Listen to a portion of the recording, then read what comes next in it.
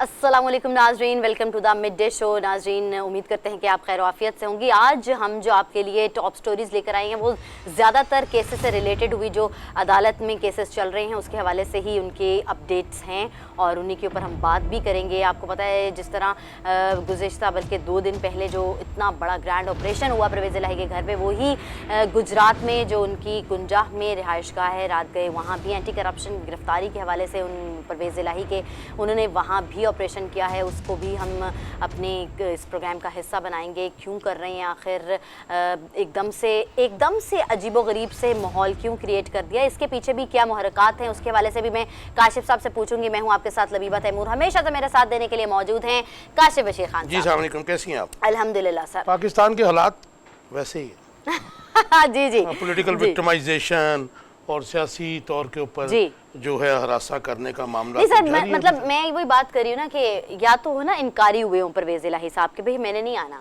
या मैं आपको एक हमें मतलब अदालत की जानिब से रिलीफ भी मिल गया, और उसके बाद भी उन्होंने कहा अच्छा ठीक, मैं उन्होंने कहीं ये बयान दिया कि उन रिलीफ के बाद मैं नहीं जाऊंगा। अच्छा देखिए, बड़ा इसमें अजीबोगरीब मामला है इस वक्त रियासत के जो मामला चलाए जा रहे हैं कि आपकी 5 मुकदमात में 10 मुकदमात में बेल हो जाती है, देन नोबडी नोज कि आप पे एक और FIR निकल आती है, उसमें आप बेल कराते हैं, फिर आगे एक और FIR निकल आती है। बहरहाल चौधरी बरादरान जो है पाकिस्तान में जो रवायात थी, उनकी सियासी रवायात, उसमें बड़ा ऊंचा मुकाम रखते हैं, क्योंकि हमजा शहबाज शरीफ जब पाकिस्तान में थे, मियां नवाज शरीफ और फैमिली जब डील करके गई थी 2000 में मुशर्रफ साहब के साथ, तो एज ए गारंटी जो है हमजा शहबाज शरीफ पाकिस्तान में थे, तो उनको बहुत अच्छी तरह लुक आफ्टर भी करते रहे। गो के इनके साथ ज्यादती भी हुई थी उस दौर में मियां बरादरान की तरफ से, लेकिन चौधरी साहब जो हैं वो चौधरी शुजात साहब और चौधरी परवेज़ इलाही स्पेशली, तो इनके सारे कारोबारी कामों में और बाकी मामलात में भी इनको जो है वो बड़ी हेल्प करते रहे, आउट ऑफ द वे जाके, जिस पे कई दफ़ा मुशर्रफ साहब भी नाराज़ होते थे, लेकिन उसका सिला आज जो वफाकी हुकूमत इन्हें दे रही है वो ज़ाहिर है कि वो इनके लिए बड़ा सोचने की बात है। और मैं समझता हूँ कि 2 दफ़ा के एक्स CM पंजाब और 1 दफ़ा के डिप्टी प्राइम मिनिस्टर पाकिस्तान, उसके बाद स्पीकर भी रहे, उनके साथ जिस किस्म का रवैया इख्तियार किया जा रहा है वो बहुत ही जो है कंडेमेबल है। और इसकी बाज़गिश जो है वो यूरोपीय पार्लियामेंट के अलावा कल हमारे साथ PJ मीर साहब थे, उन्होंने कहा कि बरतानवी पार्लियामेंट ने भी इसको बहुत बुरी तरह कंडेम किया है, जिस तरीके से बख्तरबंद गाड़ी से उनके घर को तोड़ा गया। लेकिन मेरा आपको पता पॉइंट ऑफ व्यू और था कि मामला मुझे लगता है कि वही है कि 180 वोट नहीं थे, 167 वोट थे। और शुबा जो है चौधरी शुजात साहब के भी जो सुनने में आ रहा है, मैं भी ये रॉन्ग हो, लेकिन सुनने में यही आ रहा है कि वो जो 167 वोट थे और 13 वोट जो कम थे ढूंढा उनको जा रहा है। और ख़र्चा जो है, जो शक है वो काफ लीग के ऊपर भी है। तो ये हम समझते हैं कि जो आपका कहने का मतलब ये है कि वो उस घर में छुपे हुए हैं जो ढूंढने की बात कर रहे हैं, ये इस तरह से तो वो जो निशाना ऑपरेशन किया गया। देखिए निशाना सिर्फ परवेज़ इलाही साहब को नहीं बनाया गया, चौधरी शुजात साहब के घर को भी बनाया गया। 2 उनके बेटे फेडरल मिनिस्टर हैं, वो चीमा साहब जो बावलपुर से हैं वो भी उनके फेडरल मिनिस्टर हैं। तो जाहिर है कि उनको भी झटका दिया गया है। आप समझ नहीं है। और अगर पॉलिटिकली बहुत अच्छे होते चौधरी साहब के बेटे और चीमा साहब, तारिक बशीर चीमा साहब, आपसे क्वेश्चन ये है कि क्या यही एक तरीका था इस तरह के झटके देने के लिए? अनफॉर्चुनेटली पाकिस्तान में यही इस वक्त तरीका है जो राजिल वक्त है, और इसको हम पॉलिटिकल विक्टिमाइजेशन भी नहीं कह सकते, हम इसको रियासती जबर ही कहेंगे कि जिस तरीके से निपटा जा रहा है अपने ओपोनेंट्स के साथ। मतलब आप देखें ना, दहशतगर्दी के मुकदमा तो एक आम चीज़ बन गई, गद्दारी के मुकदमा जिसे हम समझते हैं कि नहायत ख़तरनाक, उसके बाद तो कोई आपका एज ए सिटीज़न भी क्लेम ख़त्म हो जाता है, एज ए पाकिस्तानी भी क्लेम खत्म हो जाता है। हमने देखा कि 1 साल में कितने लोगों पे गद्दारी के मुकदमात भी दर्ज हुए। तो ये एक और मुकदमे जो हैं, अखराज की दरख्वास्त दी गई इमरान खान के अपने खिलाफ, मतलब जो 121 मुकदमात है उसकी जो अखराज की दरख्वास्त दी गई है, और लाहौर हाई कोर्ट में भी आज वो पेश होने जा रहे हैं। आलिया हमजा PTI की रहनुमा है, हमें उन्होंने ज्वाइन किया। एक लाइनर इस पे कहना चाह रहा हूँ, आप जो 121 कह रही है ना जी, ये वो हैं जो को लाहौर हाई कोर्ट की जुरिस्डिक्शन में जी जी जी जी वही। उसके अलावा अच्छा नहीं, 40 जो है ऑन द टोटल काउंट में नहीं करेगी क्योंकि अभी वो है एग्जैक्टली 150 से ज्यादा है। एग्जैक्टली वो तो ज्यादा आप है। मुझे बताइए कि दुनिया की किस रियासत में एक शख्स के ऊपर हाँ। 150 मुकदमात दर्ज हो मतलब जाते हैं? एक से निकले वो दूसरे में बैठ जाए, वो वाली बात है कि आप उसे वो जिसे कहते हैं ना, मतलब आपको अपनी पड़ी रहे और आप कुछ और कर ही ना सके। एक मकबूले आम लीडर के घर में करके बाहर अगर कुछ लोग खड़े होकर प्रेस कॉन्फ्रेंस करते जी। हैं तो उसके ऊपर भी, उन पे भी मुकदमा हो गया दहशतगर्दी का। और जिस बंदे के यानी कि इमरान खान साहब के घर के बाहर वो प्रेस कॉन्फ्रेंस कर रहे हैं तो उनके ऊपर भी दहशतगर्दी का मुकदमा। तो फवाद चौधरी साहब ऐसी शरारतें करते हैं, मेरे ख्याल में उन पे भी मुकदमे हुए हैं। हाँ चलो दहशतगर्दी के। इन सारों के हवाले से बात कर लेते हैं। आलिया हमजा ने हमें ज्वाइन किया। मैम अस्सलाम वालेकुम। वालेकुम अस्सलाम। आलिया कैसे देखती हैं कि चौधरी परवेज लाई के घर, एक तो हमने देखा कि 2 दिन कबल जो लाहौर में हुआ वो तो दुनिया भर में कंडेम किया जा रहा है, तो गुज़श्ता रात को भी उनकी गुजरात की रिहाइशगाह पे भी एंटी करप्शन की जो पुलिस है वो घुसी है और उनकी दीवारें फलांगी गई हैं वहाँ पे। वो आपके सदर हैं आपकी तहरीक इंसाफ के, how do you see it? मैं आपका टेक चाहूँगा इस पे। जी बिस्मिल्लाहिर्रहमानिर्रहीम। सबसे पहले तो यहाँ पर जो बात हो रही थी ना, 1 मिनट के लिए मुझे उस पर बात करने दीजिएगा। जी, जो sure। इमरान खान साहब के खिलाफ मुल्क भर में 121 मुकदमात की लिस्ट इस्लामाबाद हाई कोर्ट में जमा हुई है। मैं आपको बताऊं कहा क्या जा रहा है। कहा यह जा रहा है कि जितनी भी मुमकिन जराइम की दफात हो सकती है ना, तमाम की तमाम खान साहब के ऊपर लगा दी गई है इन 121 मुकदमात में। चाहे वो दहशतगर्दी हो, चाहे वो ब्लैशमी हो, चाहे वो बगावत हो, कत्ल हो, सारे दिफात इन मुकदमात में। यानी पीटीआई अब ये कहने के ऊपर या ये पूछने के ऊपर मजबूर है कि कहीं कोई दफा आइन की रह तो नहीं गई जराइम में से जो खान साहब के ऊपर इस इम्पोर्टेड हुकूमत ने ना लगाई हो। आलिया हमजा साहब, तमाम जराइम ना कहिएगा। पाकिस्तान की हिस्ट्री में कुछ पॉलिटिकल लीडर्स के ऊपर भैंस चोरी के भी मुकदमात होते रहे हैं और मस्जिद से घड़ी चोरी के भी मुकदमात होते रहे। आप शुक्र करें कि आपके लीडर पे ऐसा कोई मुकदमा अभी तक दर्ज नहीं हुआ।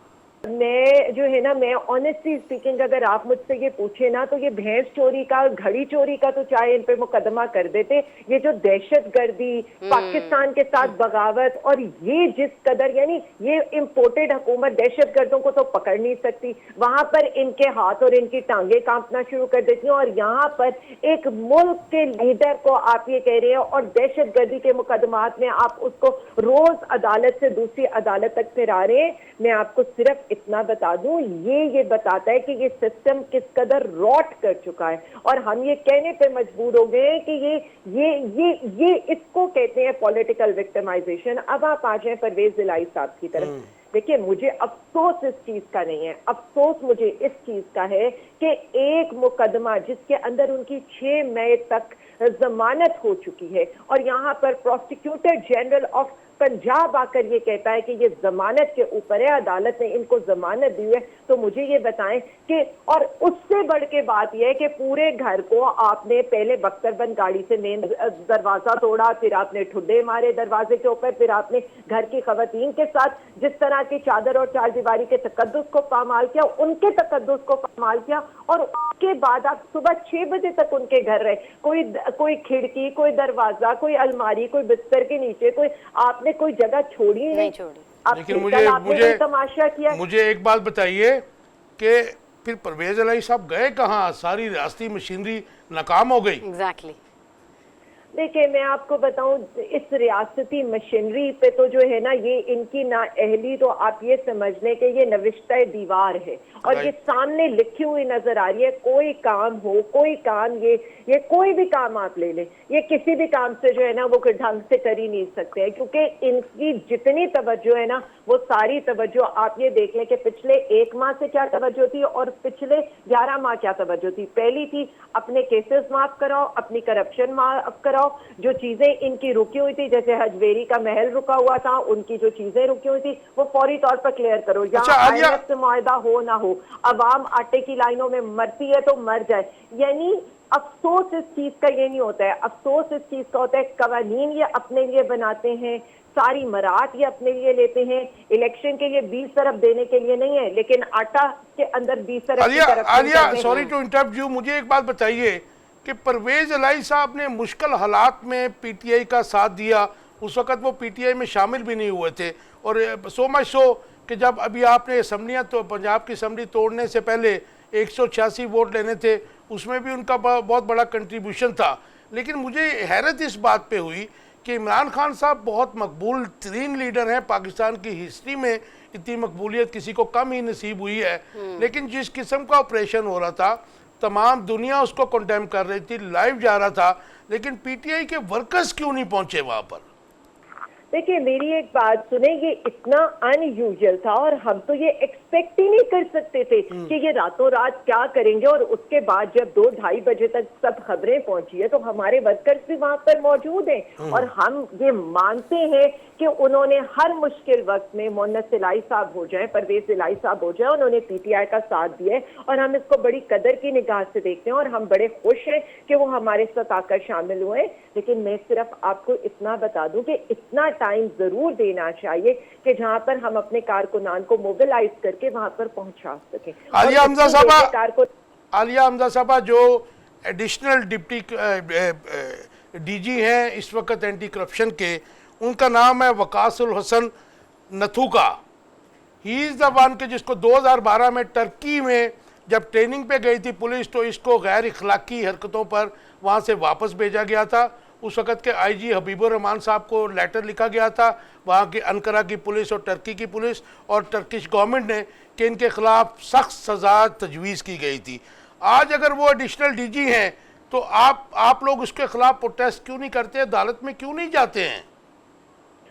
मैं आपको क्या बताऊं, हम आप ये कह रहे हैं ना अदालतें क्या, इलेक्शन कमीशन क्या, हमने प्रॉपर एक लिस्ट दी थी। ये सारी जो काली भेड़ें थी जो हमें, जैसे ये बिलाल कमियाना साहब हैं, आईजी साहब हैं और कई अफसरान हैं ब्यूरोक्रेसी में, जिसके बारे में हमने बताया था कि इन्हें निगरान हुकूमत में पोस्टिंग या ट्रांसफर नहीं देनी, क्योंकि निगरान हुकूमत का काम ही यही है कि वो सिर्फ इलेक्शन प्रोसेस की निगरानी करने आई है। वो ना ट्रांसफर कर सकती है ना पोस्टिंग कर सकती है। देखा है जी, आपने ये देखा है कि सब सूरत हाल क्या है, वो ट्रांसफर्स भी करें, वो पोस्टिंग्स भी करें, हम अदालत के दरवाजे भी खटखटा रहे हैं लेकिन हमें कहीं से कोई रिलीफ नहीं मिल रहा। और आप ये जो देख रहे हैं, जिन वकास अकरम साहब की बात करें, मैं जरा इसी में ऐड करूं, हमारी वफाकी हुकूमत हो या यहाँ पर हमारी कोई भी निगरान हुकूमत हो, क्योंकि वो इस माइंड सेट के साथ आए हैं कि उन्होंने पीटीआई को, खान साहब को फिक्स करना है, तो हर ऐसा करप्ट बंदा जिसकी कोई कमजोरी उनके हाथ में आई हो, जैसे आईजी इस्लामाबाद को देख लें, मतलब आईजी इस्लामाबाद, यहाँ हम यौम मई की रैली निकालने की बात करते हैं, वहां पर कभी ऐसा हुआ है कि यौम मई पर रैलियों के ऊपर दफा 144 लगा दी गई? सेफ सिटी करप्शन के चार्जेस हैं उनके ऊपर, एंटी करप्शन का वो मतलूब है। मैं लास्ट वन लाइन आंसर आपसे चाहूंगा, क्या एक्सपेक्टेशंस है आपकी आज रात को, जो आज 11 बजे इंतखाब जो आपके मुज़ाकरात होने थे वो रात को 9 बजे कर दिए, अपना टेक दे दीजिए, लास्ट वन लाइन आंसर जी प्लीज। देखिए मैं सिर्फ इतना समझती हूँ, हम बड़े खुले दिल के साथ इन मुज़ाकरात के अंदर बैठे हैं और हम सिर्फ ये चाहते हैं कि ये जो इस इम्पोर्टेड हुकूमत की वजह से इस मुल्क में जो कयास है, बदअमनी है, उसका कोई पुरअमन हल निकले। और हम जो एक टेबल टॉक कर रहे हैं, ये सारी चीजें किसी जिससे कि नतीजे की तरफ जाएं, लेकिन जो हम देख रहे हैं, कल आप मरियम सफदर की स्टेटमेंट ले लें, खुर्रम दस्तगीर की स्टेटमेंट ले लें, या ख्वाजा आसिफ की स्टेटमेंट ले लें, या इसी तरह से अली अमीन साहब को बेल होने के बावजूद रिलीज ना करना हो, हमारे टाइम खत्म हो गया। लेकिन मैं एक्सपेक्ट करता हूं, मैं आपको एक शेर सुनाना चाह रहा हूं, बल्कि मिसरा कि दोस्तों से वफा की उम्मीद किस जमाने के आदमी तुम हो। तो मैं समझता हूं कि आपकी बात ठीक है, लेकिन आपके खिलाफ जो जुबान इस्तेमाल की जा रही है, मैं नाम नहीं लेना चाहता, आपने खुद ही अभी नाम ले लिया, तो आपको भी काउंटर करना चाहिए। थैंक यू वेरी मच, आपने आप कीमती टाइम दिया हमारे प्रोग्राम में। मामला उलझे हुए हैं सारे, मामला कब से उलझे हुए और सुलझने का नाम ही नहीं ले रहे। एक और उलझन पड़ती जा रही है, खराब किए जा रहे हैं, डेलीबरेटली खराब किए जा रहे हैं जी। आप देखें ना कि आप चाह ही नहीं रहे, हम रोज ये बात करते हैं। सर देखें ना, आपने, मैं और आप जो बात कर रहे थे इससे पहले भी मुज़ाकरात के हवाले से, एक पूरा दिन आपने मुज़ाकरात का ज़ाया कर दिया। दिन ज़ाया कर रहे हैं, आप ज़ाया कर रहे हैं, टाइम गेनिंग टैक्टिक्स है। ऐसा, इसके ऊपर भी हम बात करेंगे, जिसको पे करना पड़ेगा जी, इसकी बात करेंगे। यहाँ वक्त हुआ एक ब्रेक का, कहीं मत जाएगा, stay with us. Welcome back नाजरीन। जैसे कि आपको मैंने ये ब्रेक से पहले, बल्कि प्रोग्राम के शुरू होने से पहले मैंने आप लोगों को बताया था, इतने अदालती जो वो हैं मुकदमात उलझ गए हुए हैं कि मेरी भी अब ना जुबान उलझना शुरू हो गई। अच्छा, आपकी बात से मुझे, सॉरी टू इंटरप्ट यू, आज सुबह जो शायद खाकाना बासी साहब ने बयान दिया, उन्होंने कहा कि सियासतदानों की जिंदगियां जो है वो अदालतों के चक्कर में जो हाँ है जी, वो खर्च बसर हो हो जाती रही हैं, हैं। खत्म हो जाती तो हैं वो बात। ये बड़ी अलार्मिंग बात उन्होंने की। कल आपको पता है परसों उन्होंने कहा कि 20 अरब रुपए आटा जो हाँ जी, बांटा है हाँ। उसमें हुकूमत खा गई। अपनी हुकूमत के खिलाफ भी बहुत बड़ा चार्जशीट है उनका। हाँ, बहुत अच्छी बात है। देखिए हाँ। मेरी बात सुने, आप किसी भी पार्टी के साथ हो, किसी भी हुकूमत के साथ आप पे हो, लेकिन बात सिर्फ इतनी सी है, क्या आप इंसान तो हैं ना, आपका अंदर का जमीर तो है, कभी अब ना तुम कभी आए तो मुलामत बड़ी करता देर है के ना। बाद आए, अच्छा अल्लाह सर, करे ठीक अब है ना, अब ये बन गए दुरुस्त इंसान नहीं, बन जाए। देर आए दुरुस्त आए, कभी ना कभी ये इंसान इंसान को ना बनना भी पॉलिटिकल गेन्स के लिए ना हो, मुल्क के लिए हो तो ठीक अच्छा है। मैं कहती हूँ रहनुमाई जो होती है अल्लाह मियाँ सीधे रास्ते पे कभी ना कभी चला देता है। आपका अंदर का ज़मीर कहीं ना कहीं मुलामत तो करता है, आपको हिलाता तो है। जैसे मैं यही बता रही थी आपको कि हमने स्टार्ट में बात की थी, बहुत केसेस के हवाले से आज का दिन जो है ना भरा पड़ा है। तो मैं आपको बताती चलूँ कि सुप्रीम कोर्ट में अदालती इस्लाहात बिल 2023 के खिलाफ भी दरख्वास्तें दायर की गई, जबकि ये हम काशिफ साहब से पूछेंगे कि ये बिल था क्या। अच्छा, मोहसिन नकवी चूंकि अपना टेन्योर पूरा हो चुका है उनका, और उनको 90 उनके days। एग्जैक्टली 90 डेज का ही टेन्योर होता है एक इन टर्म जो गवर्नमेंट आती है, उनका होता ही सिलसिला सिर्फ ये है कि वो जो है इलेक्शंस कराने के लिए आते हैं। अब उनका ख़त्म हो गया है, उनको हटाने के खिलाफ की जो है, जो कि मुझे लगता है कि मोहसिन नकवी साहब ये समझ रहे हैं कि मैं शायद आगे चला जाऊँ, तो उनके हवाले से भी जो है ना, सर मैंने गलत तो नहीं कहा, उनके अंदर है ना थोड़ी बहुत ये ख्वाहिश पैदा हुई भी। आप देखें ना, एक आम बंदे को आपने सीएम पंजाब बना दिया। हाँ। 64% पॉपुलेशन ऑफ पाकिस्तान, जी। सबसे बड़ा सूबा, और मैं नहीं समझता कि उनकी उसमें कोई एबिलिटी उस शख्स में है। जी। और अब तो वो जनाब अच्छा, जिस वो तो किस्म समझते हैं फिर भाई, सीएम तो उन्होंने बस अपने समझते हैं, तो समझ रहे हैं ना फिर सर। मेरी बात सुने। अच्छा, उसको वो हटाने की एक दरख्वास्त मिसरा से पता नहीं क्या बात है, हाँ। तुमने सूली पे लटकते जिसे देखा होगा, अच्छा। वक्त आएगा वही शख्स मसीहा होगा। वाह। जब कोई मसीहा होगा हाँ जी। तो फिर ये जेर अताब आएंगे जो आज कर रहे हाँ हैं। नहीं एग्जैक्टली नहीं, ठीक वो है ना कहते जी? हैं ना कि आपको जो आप का बोते हैं वो आपको काटना भी पड़ता है, लेकिन बहरहाल सोच समझ के काम करना चाहिए। मैं तो लबीबा, कहती हूँ एक दूसरे की निगरान हुकूमत का रोल तो आपको पता ही जुबान क्या का होता है। इस्तेमाल भी एक दूसरे के ऊपर इतनी होता है कि आपको पता है कि आप बकाफाते अमल है, Yes। तो एकदम से घूम कर आपके जो ऊपर भी आ करते हैं जाते वो आता है exactly। सामने आपके तो आता उसी है। हवाले से मोहसिन नकवी की जो बतौर वज़ीर आला ओहदे से हटाने की दरख्वास्त पर समाअत हुई है, लाहौर हाई कोर्ट ने इसके ऊपर जो दरख्वास्त पर फैसला है उसको महफूज कर लिया है।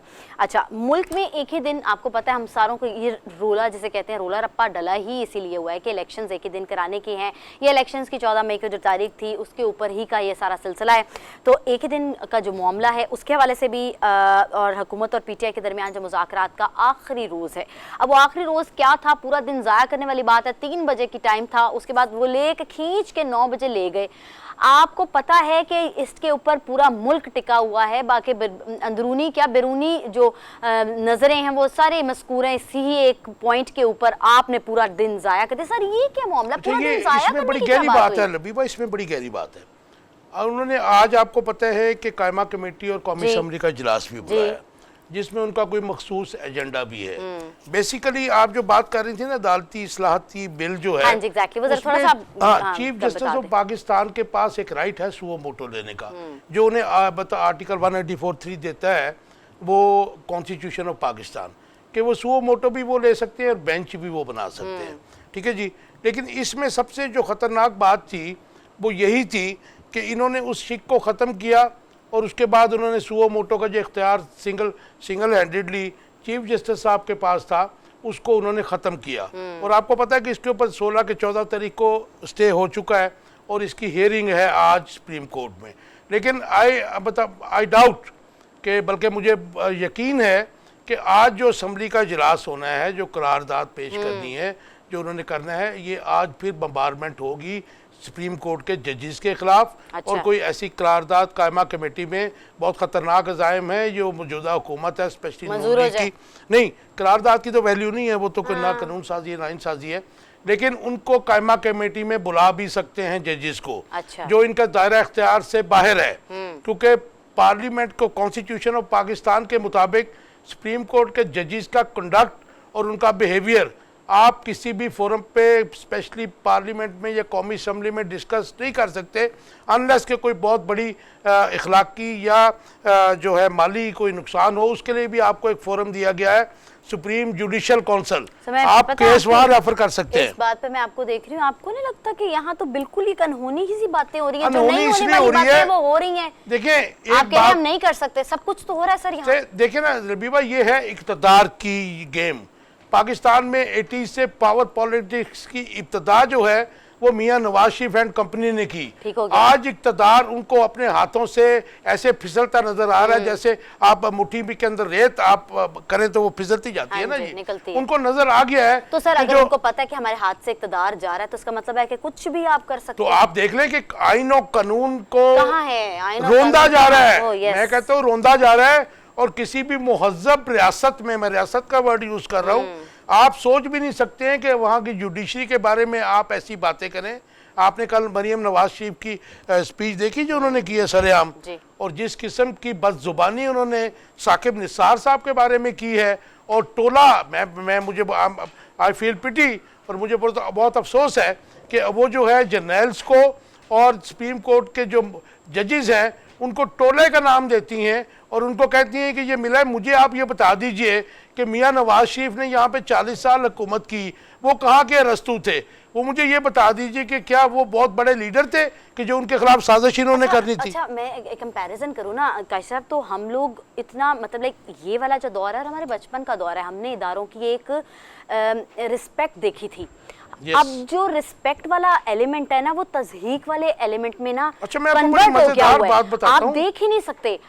मतलब मैंने कभी भी इतनी इंतहाई बातें या इंतहाई लफ्ज या ये कह लें अगर किसी को तकलीफ होती भी थी तो लफ्जों का चुनाव इतना आप अच्छा भुट्टो होता साहब था। का केस पढ़े ना, जब जी। उनके ऊपर कत्ल डाला गया था तो घर से बुला के मौलवी मुश्ताक हुसैन को लाहौर हाईकोर्ट का चीफ जस्टिस मुकर्रर किया गया था। जी। उनका एक ग्रज था कि मुझे पहले चीफ जस्टिस क्यों नहीं बनाया था भुट्टो साहब ने। अच्छा। तो वो लिटरली जो है ना बदतमीजी करते थे कोर्ट्स के अंदर भुट्टो साहब के साथ, लेकिन भुट्टो साहब ने कभी उफ नहीं की थी। ये जरूर कहा था कि मैं लिंकन न्यूज़ का पढ़ा हुआ हूँ, मैं एक्स प्राइम मिनिस्टर हूँ। नहीं तो उसको पता होगा ना कि भुट्टो साहब को ये महसूस हो गया होगा कि मेरे से ग्रज निकाल नहीं, वो रहे हैं ग्रज तो तेरे। पता था, हाँ। लेकिन इस किस्म की लैंग्वेज यूज नहीं नहीं की थी। की वो तो जाती, देखे ना, exactly। अपनी गर्दन लंबी करवा ली उस बंदे ने।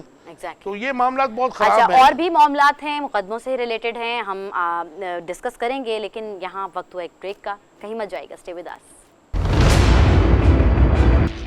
वेलकम बैक नाजरीन, आपको बताते चलें कि बाबर रवान साहब की जानिब से भी एक बयान आया है। उन्होंने कहा है कि दिन को रात, रात को दिन, बड़ा मजाक ही बनाया हुआ किसने? PDM ने। उन्होंने कहा अगर आप वाकई संजीदा हैं तो इलेक्शन करवाएं। और संजीदगी आपको लगता है कि कहीं नजर आ रही है? प्लस एक और बात भी आपको बताती हूँ, साथ साथ ये भी ले लें आप ना, एक और मैं टॉप स्टोरीज बताती जाऊँ फिर आप बात कर लेंगे इस पर। फवाद चौधरी के खिलाफ तौहीन इलेक्शन कमीशन के केस के हवाले से भी मामला थोड़ा सा आगे बढ़ा है और इलेक्शन कमीशन ने फवाद चौधरी को जवाब जमा कराने का आखिरी मौका दे दिया है।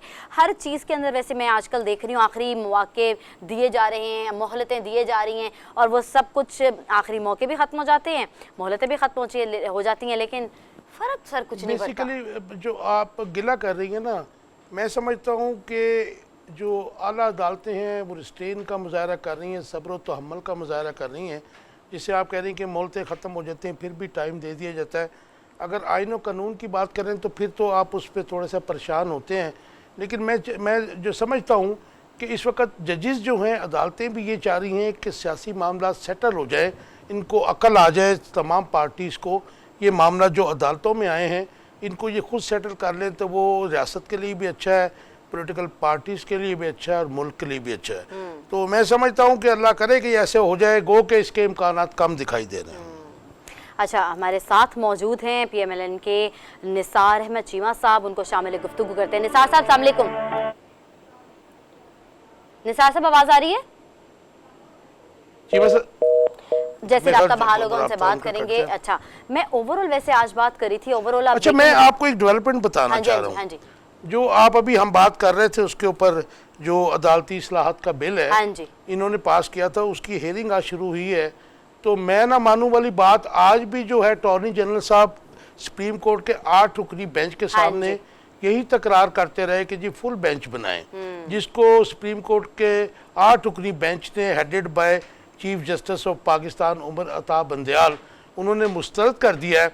और उसके बाद उनकी जो ऑब्जर्वेशंस आई हैं, जो आप जिसे फुट नोट कहते हैं, वो बड़ी अलार्मिंग है। उन्होंने कहा है कि जी जजेस के खिलाफ रेफरेंस तो आते रहते हैं, लेकिन आइन और कानून के मुताबिक तो रेफरेंस अगर किसी जज के खिलाफ आ जाता है तो आप उसको काम करने से नहीं रोक सकते।